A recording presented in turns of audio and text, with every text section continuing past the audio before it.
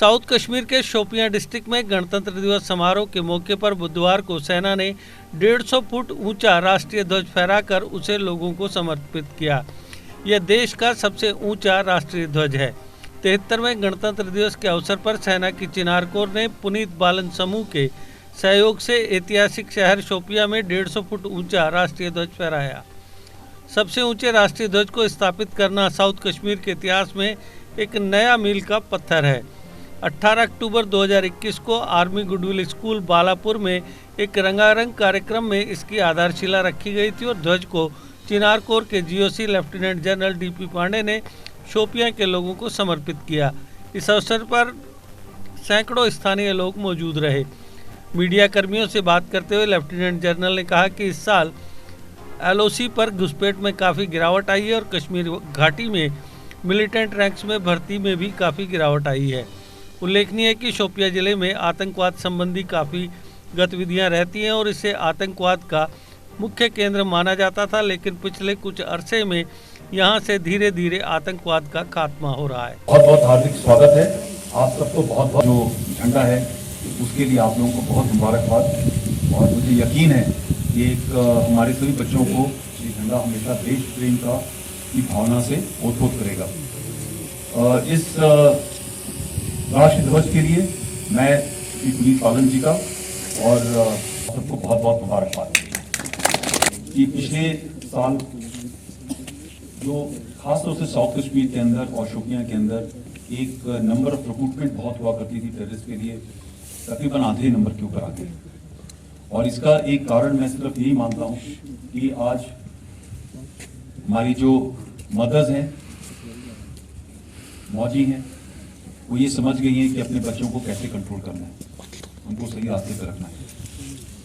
उसी के साथ साथ जो यूथ है वो भी किताबें पढ़ता है, न्यूज़ पढ़ता है, टेलीविज़न देखता है और खासतौर से सोशल मीडिया के ऊपर ये भी देखता है कि जो लोग गलत किस्म की रेडिकलाइजेशन की जो कंटेंट भेजते हैं वो किस हालत में खुद रह रहे थे, वो अपने फायदे के लोग लेके जा रहे थे, न कि उनके फायदे के लिए। जो भर्ती है पूरे देश के अंदर कोविड की वजह से रुकी हुई थी और ये भर्ती दोबारा से स्टार्ट होने जा रही है। मेरे ख्याल से मई के महीने के बाद में ये दोबारा शुरू होगी। और मुझे यकीन है कि जो हमारे यहाँ पे बटालियंस हैं, खासतौर से शोपियाँ के अंदर हमारे जो लड़के हैं शोपियाँ के, उनको अच्छी ट्रेनिंग देंगी ताकि ज़्यादा से ज़्यादा सक्सेस रेट उस भर्ती के अंदर हमारे जवानों का हो सके। सर शुक्रिया। इसमें अपॉर्चुनिटी फ़ौज के लिए नहीं है। फ़ौज का काम तो सिर्फ सिक्योरिटी बहाल करने का, रखने का है। अपॉर्चुनिटी तो यहाँ पे लोगों के लिए है, बच्चों के लिए है। अगर टेररिस्ट और टेररिज्म दोनों कम होगा तो अपॉर्चुनिटी यहाँ पे बच्चों के लिए, फ्यूचर के लिए ज़्यादा बढ़िया बनेगी।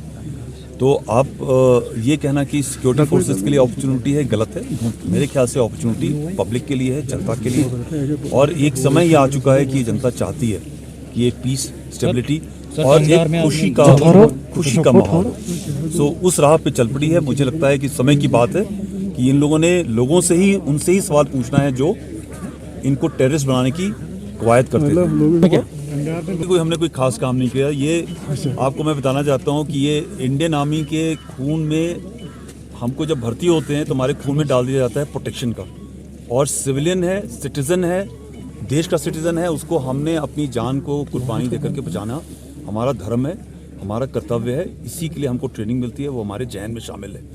हम तो दुश्मन को बख्शते हैं और बचाते हैं, हमारे देश के लोग हैं, हम उसको क्यों नहीं बचाएंगे। मगर इसी के साथ में एक आपको मैं चीज़ ये भी बताना चाहता हूँ कि ख़ास तौर से तंगधार जो कश्मीर के छोटी छोटी घाटियाँ हैं शमशाबारी के पल्ली तरफ, उनके लिए मैं सिर्फ एक मैसेज ये देना चाहता हूँ कि आपसे रिक्वेस्ट है कि गलत कदम ना उठाएं। लोग रिस्क लेते हैं, आप रिस्क लेते हो, ये सोचते हो कि मैं निकल जाऊँगा, मगर आप जब फंस जाते हो तो आपके बचाने के लिए, आपको निकालने के लिए एक गिरफ्त का जवान, फौज के जवान अपनी पोस्टों से निकल करके अवलांच के इलाके में, लैंडस्लाइड के इलाके में अपनी जान मुश्किल में डालते हैं। और ये भी याद रखिए कि आपका छोटा सा काम होगा जिसके लिए आप ये रिस्क ले रहे हो, मगर वो भी जो लड़के हैं, जवान हैं, उनका परिवार है, उनके भी बच्चे हैं, उनकी भी फैमिलीज़ हैं। और उस रिस्क के अंदर बचाने में अगर किसी जवान की जान जाती है तो वो बेफजूल होती है।